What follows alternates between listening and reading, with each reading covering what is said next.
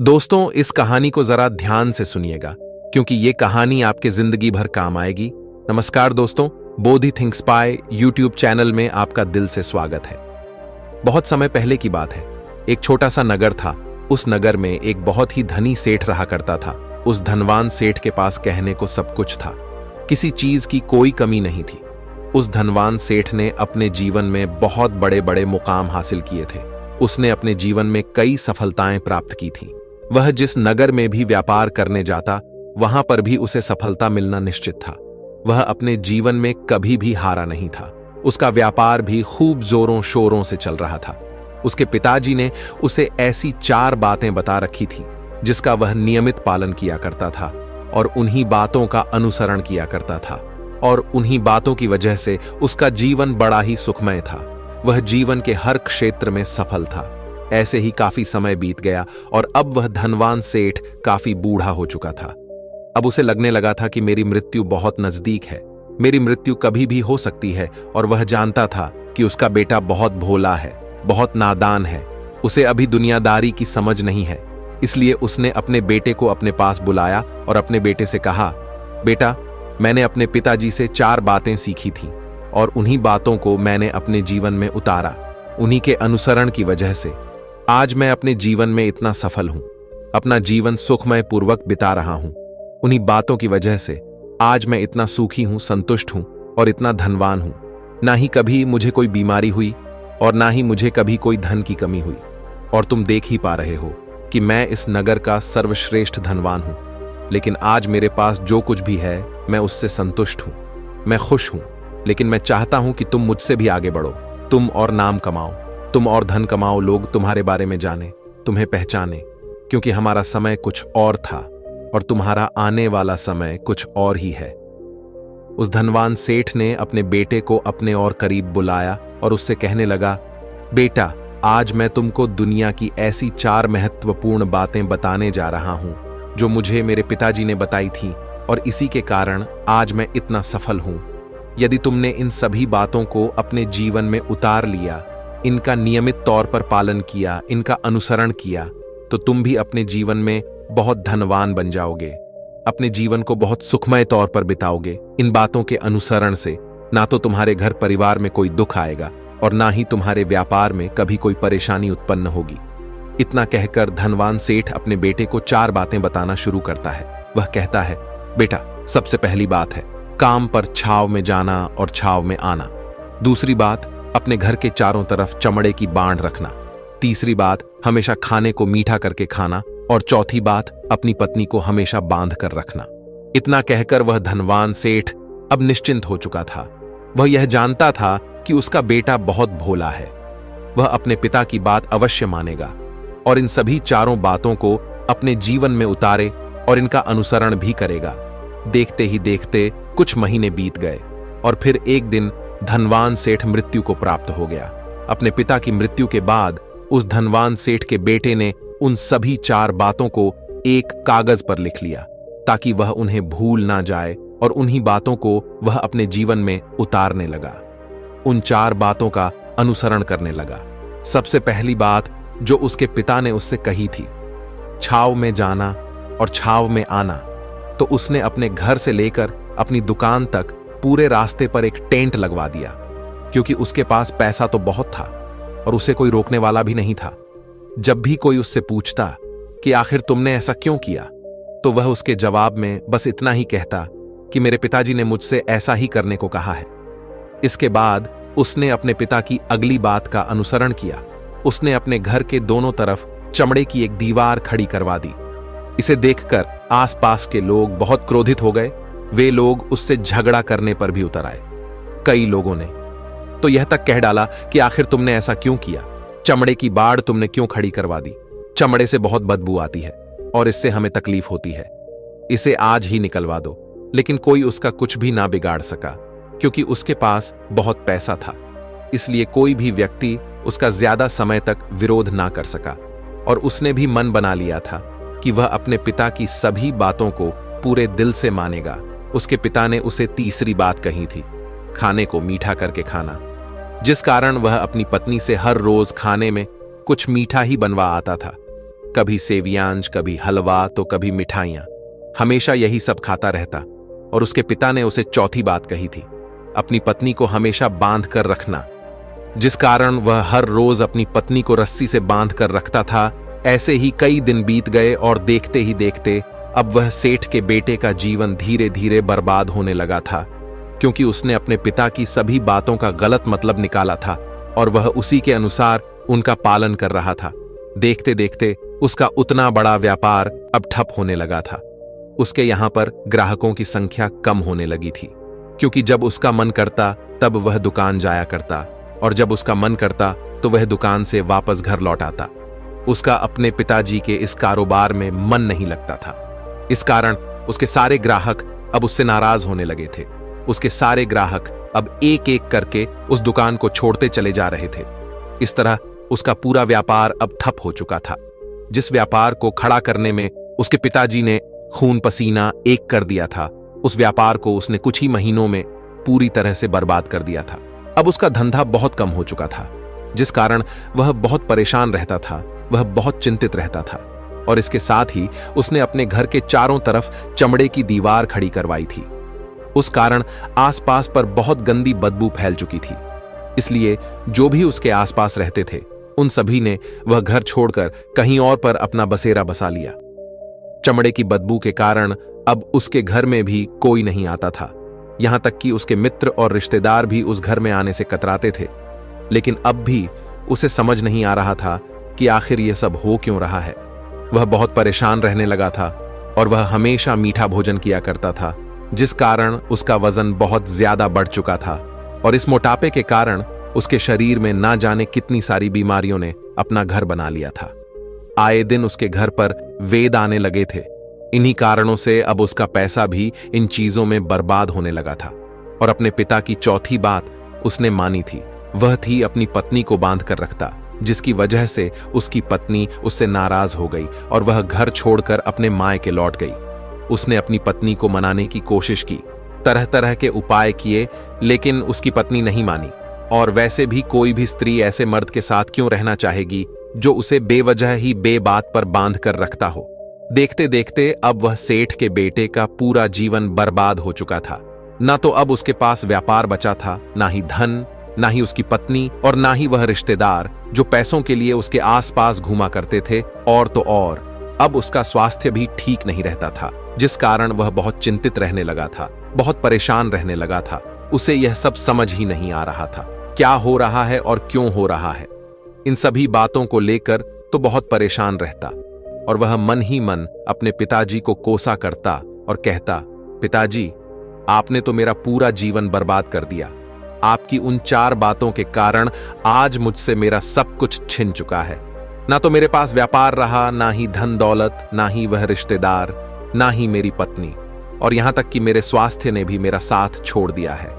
आप ही के कारण आज मेरा पूरा जीवन बर्बाद हो चुका है।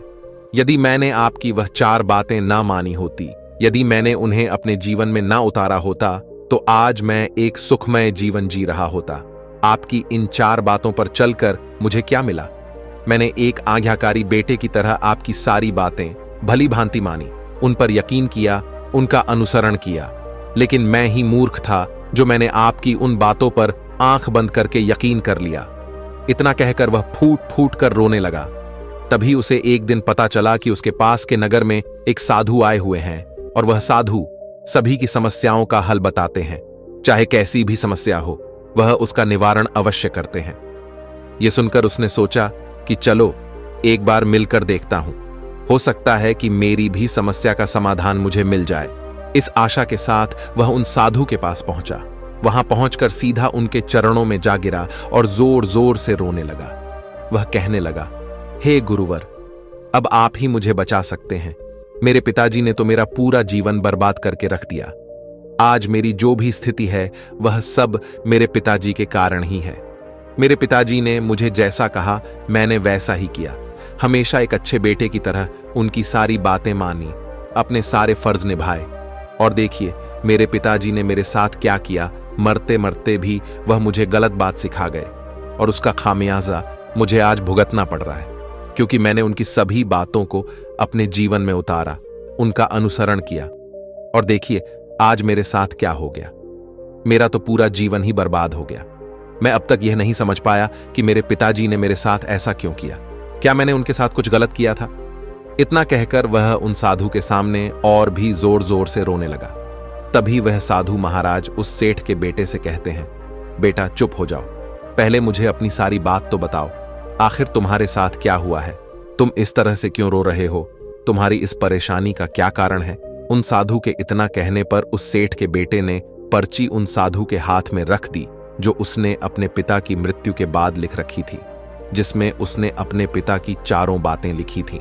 उन साधु ने पर्ची ली और उसे पढ़ने लगे, और उन्होंने जैसे ही वह पढ़ा तो वह जोर जोर से हंसने लगे, और वह उस सेठ के बेटे से कहते हैं, तुम कितने बड़े मूर्ख हो। तुम्हारे पिता ने तो तुम्हें दुनिया का सारा ज्ञान दे दिया, लेकिन तुम उसे समझ नहीं पाए, तुम उसका सही तरह से पालन नहीं कर पाए, और कहते हो कि तुम्हारे पिता ने तुम्हें गलत राह दिखाई है, तुमने गलत संदेश दिया है। तुम्हारे पिताजी तो तुम्हारी परीक्षा ले रहे थे कि तुम उनकी बातों को समझ पाते हो या नहीं, तुम उनकी बातों का सही मतलब निकाल पाते हो या नहीं।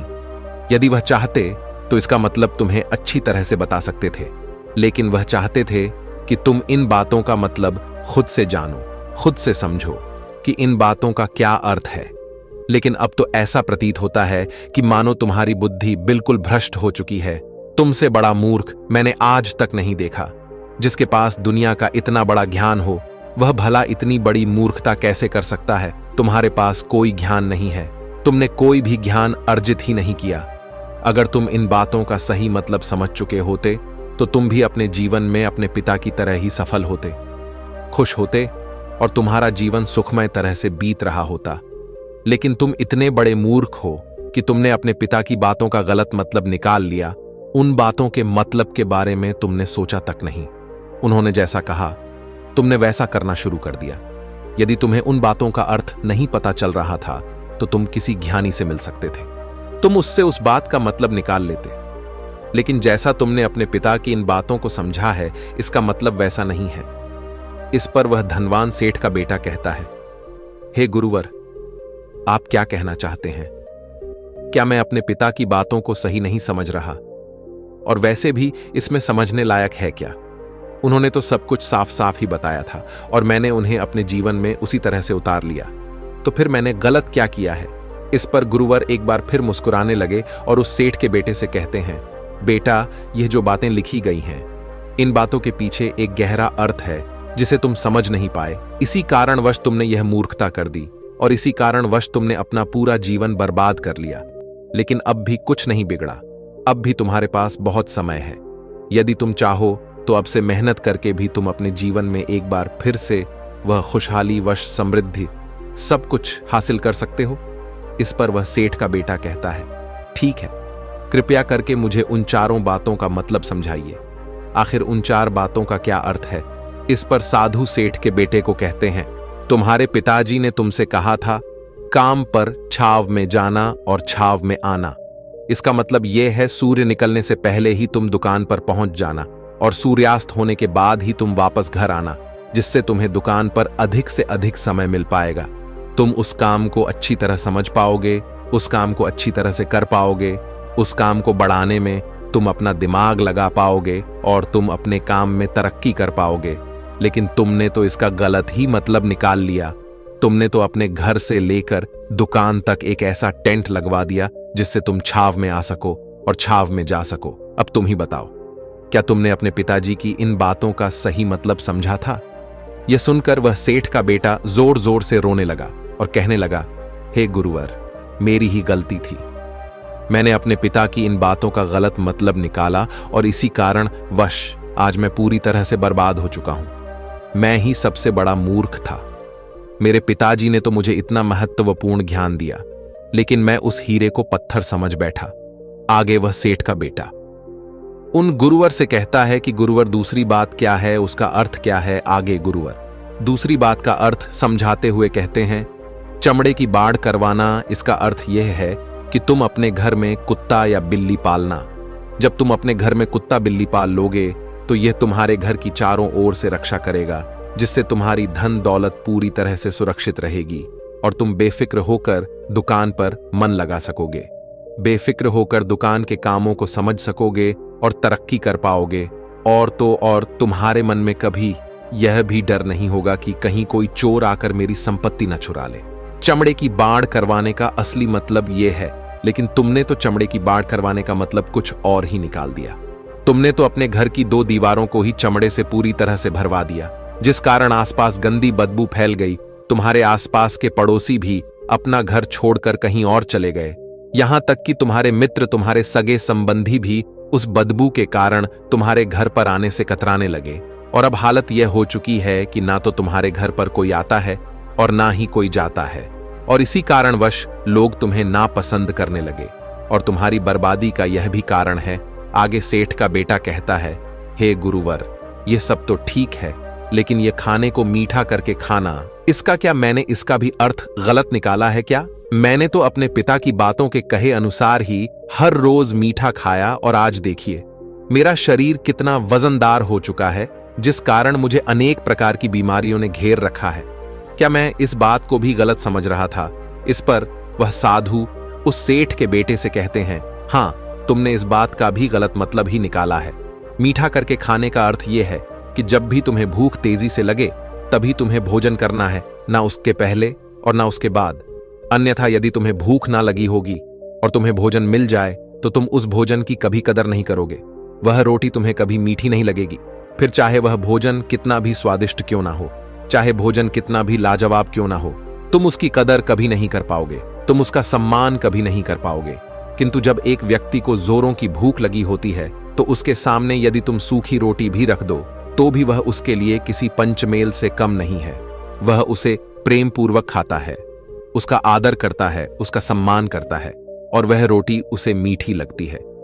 इसीलिए तुम्हारे पिताजी ने यह कहा था कि भोजन मीठा करके खाना, जिससे तुम्हारा स्वास्थ्य भी अच्छा रहेगा।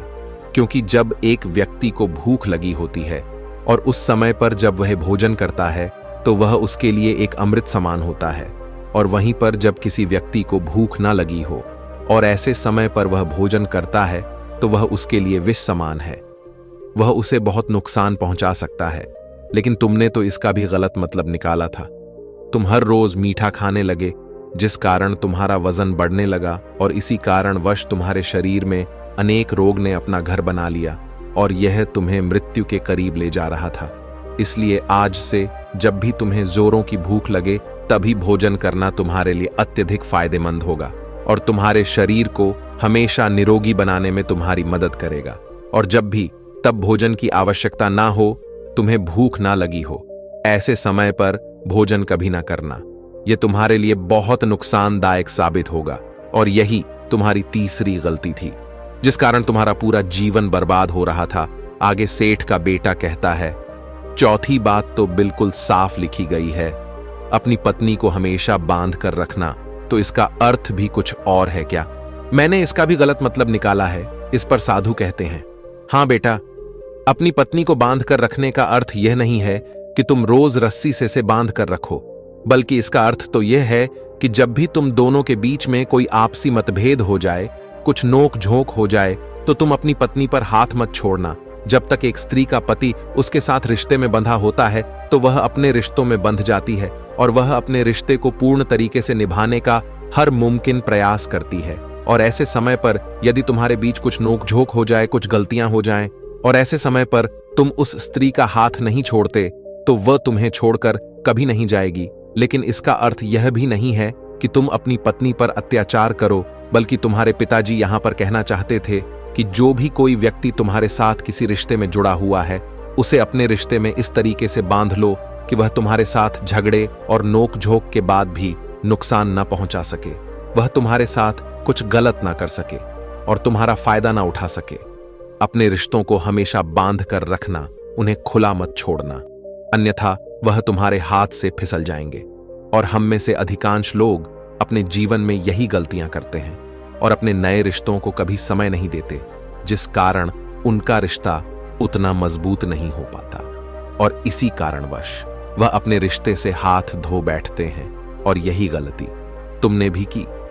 तुमने तो अपनी पत्नी को बांध कर रखा था, तो भला वह तुम्हें कैसे माफ कर सकती है? और यही कारण है कि वह तुम्हें छोड़कर चली गई। तुमने जो अपनी पत्नी के साथ किया वह माफी के लायक नहीं है।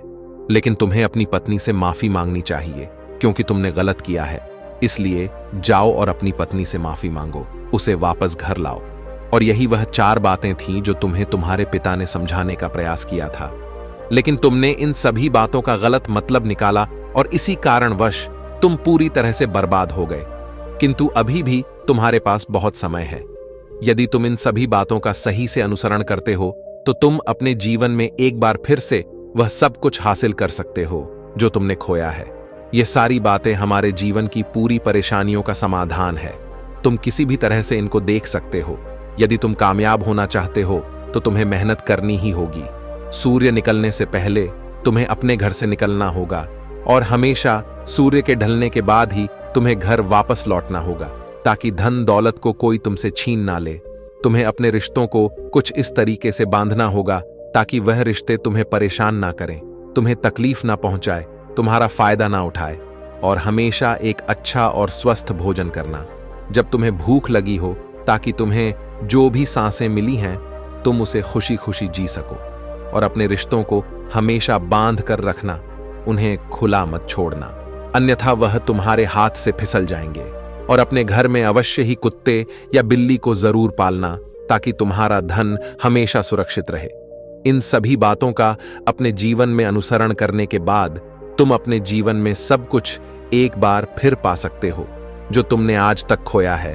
और हो सकता है कि तुम इससे भी अधिक उन्नति कर पाओ, इससे भी अधिक समृद्धि पा सको, अपने जीवन को खुशहाल और सुखमय बना सके।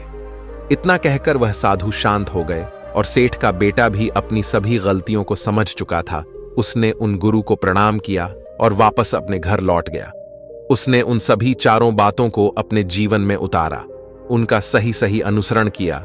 उसके बाद से उसके जीवन में सकारात्मक प्रभाव दिखने लगे। वह एक बार फिर से अपने व्यापार को खड़ा करने में सफल रहा। वह एक बार फिर से अपनी पत्नी को घर लाने में सफल रहा और देखते ही देखते उसका जीवन सुखमय और आनंदमय हो गया था। तो दोस्तों, मुझे उम्मीद है कि आपको यह आज कहानी पसंद आई होगी और आपने इससे कुछ सीखा होगा। कहानी के बारे में अपने विचार आप हमें नीचे कमेंट बॉक्स में कमेंट करके बता सकते हैं। जाने से पहले वीडियो को लाइक करें और चैनल को सब्सक्राइब जरूर करें। तो चलिए मिलते हैं ऐसी ही कोई नई कहानी। तब तक के लिए अपना ख्याल रखें। धन्यवाद और नमो बुद्धाय।